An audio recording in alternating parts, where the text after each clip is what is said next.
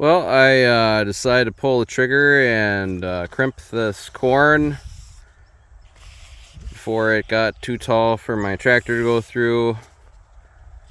Seemed like it was a good time, and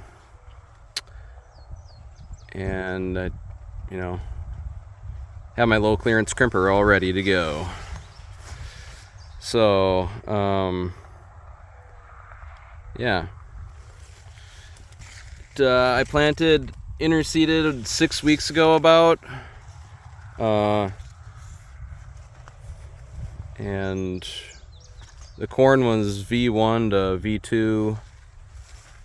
Really blows when you hit the corn, but so at V1 you're probably gonna want to crimp around this stage. It's about, I don't know, 4.5 feet tall or something. Let's see, V2.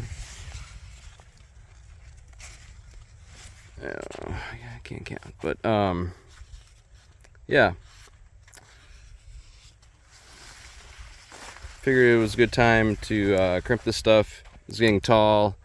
When the corn kind of looks like it's up to its armpits in cover crop, that's a good indication.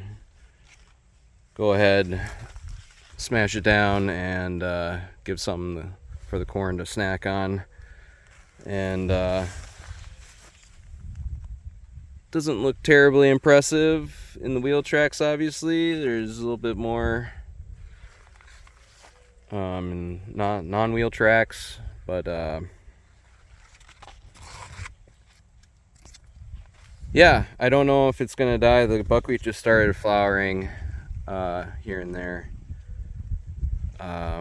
If it doesn't, fine by me. I mean, it's not able to stand back up, so if it does survive, it will be a